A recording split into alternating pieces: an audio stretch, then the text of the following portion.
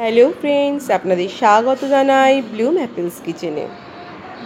আজকে আমি আপনাদের সাথে শেয়ার করব বৈশাখী স্পেশাল একটি নিরামিষ রান্না, আম ইঁচড়ের কোপ্তা।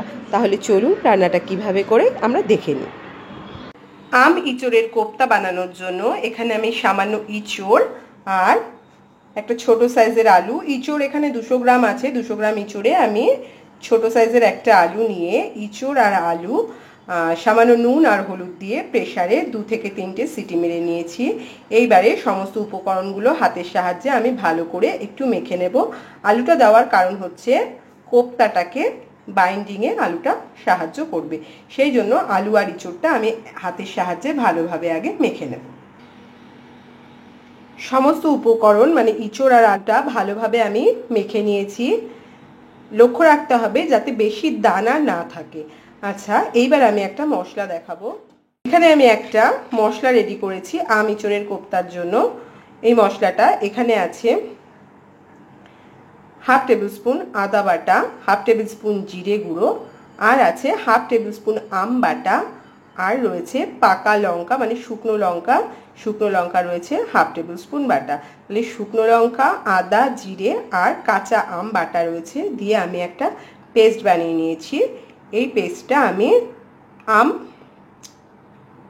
আম ইঁচড়ের কোপ্তাতে ইউজ করব। তাহলে চলুন রান্নাটা শুরু করি। কড়াইতে 1 টেবিল স্পুন সর্ষের তেল আমি গরম করে নিয়েছি। তেলটা গরম হয়ে গেলে যে মশলাটা আমি রেডি করে রেখেছি সেই মশলার 1 টেবিল স্পুন আমি দেবো, কেননা মশলাটা পাতলা রয়েছে সেই জন্য আমি 1 টেবিল স্পুন দেবো। যদি মশলাটা গাঢ় হয়, পাতলা না হয়, সেক্ষেত্রে একটি চায়ের চামচের 4 ভাগের 1 ভাগ আমি দেবো। এইবার মশলাটা আমি 2 মিনিটের মতো একটু ভালোভাবে ফ্রাই করে নেব। ইঁচড়টা দিয়ে দিয়েছি। এইবারে ভালোভাবে ইঁচড়টা মশলার সাথে একটু কষিয়ে নেব। আচ্ছা, এইবারে আমি দিয়ে দেব পরিমাণ মতো চিনি আর পরিমাণ মতো লবণ। তবে লবণ আমি এই পর্যায়ে খুব একটা বেশি দেব না, যেহেতু সিদ্ধর সময় দিয়েছিলাম আর আবার ঝোলে দেব, সেজন্য খুব বেশি কিন্তু আমি দেব না। এইবার সমস্ত উপকরণ ভালোভাবে মিশিয়ে আমি শুকনো করে ইঁচড়টাকে একটু ফ্রাই করে নেব। কোপ্তাটা আমার পুরটা ঠান্ডা হয়ে গেছে। এইবার হাতের সাহায্যে গোল গোল করে কোপ্তার আকারে গড়ে নেব।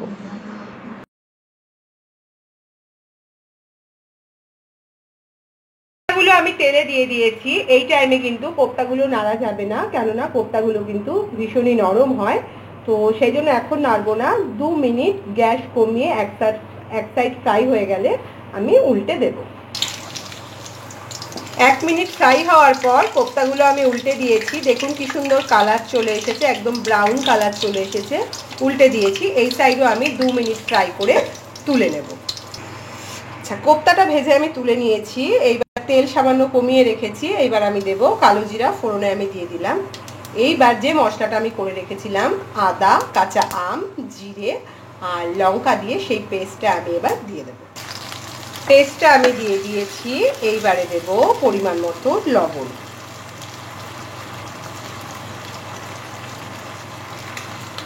সামান্য চিনি আর দেব হলুদ গুঁড়ো।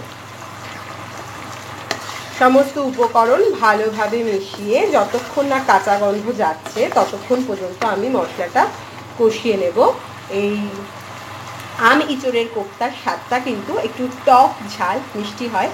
গরমের দিনে খেতে কিন্তু খুব ভালো লাগে। আপনারা ইঁচড়ের কোপ্তা বাড়িতে এর আগে অবশ্যই বানিয়ে ট্রাই করেছেন, বাট আম ইঁচড়ের কোপ্তাটা বোধহয় নতুন, আমি যতদূর সম্ভব জানি। তো বাড়িতে পয়লা বৈশাখে নিরামিষাশী বন্ধুরা বা যারা আমিষ খান তারাও ট্রাই করতে পারেন। বাড়িতে অবশ্যই ট্রাই করবেন। আশা করি আপনাদের এই টক ঝাল মিষ্টি ইঁচড়ের কোপ্তাটা দারুণ লাগবে। আচ্ছা, এইবারে আমি দিয়ে দেবো একটু মটরশুঁটি দিলে ফ্লেভারটা ভালো লাগে। আপনাদের কাছে না থাকলে নাই দিতে পারে, বাট দিলে ভালো লাগে।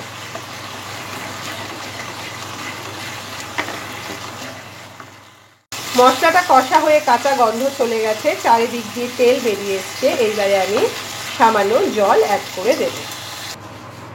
জল অ্যাড করে আমি হিটটা বাড়িয়ে দিয়েছি। যতক্ষণ না ঝোলটা ফুটে ওঠে ততক্ষণ কিন্তু হিটটা বাড়ানো অবস্থাতেই থাকবে। এই কোপ্তা কিন্তু অনেক রকমভাবে করা যায়, মানে অনেক ধরনের মশলা, চালমগজ, পোস্ত, নারকেল, অনেক রকম মশলা অ্যাড করে করা যায়। বাট গরমের দিনে একটু হালকা খাবারই ভালো লাগে। আর গরমের দিনে এই আম ইঁচড়ের কোপ্তাটা খেতে কিন্তু দারুণ লাগবে। তো ঝোলটা ফুটুক, ততক্ষণ অপেক্ষা করি। ঝোলটা ফুটে উঠেছে, এই টাইমে আমি কোপ্তাগুলো দিয়ে দেবো।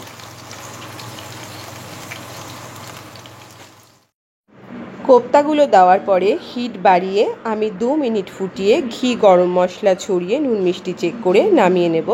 এক্ষেত্রে বলে রাখি, আমার কোপ্তার পরিমাণ যেহেতু কম, সেই জন্য আমার সময়টা কম লাগছে। যদি আপনাদের কোপ্তার পরিমাণ বেশি হয় সেক্ষেত্রে কিন্তু সময়টা বেশি লাগবে।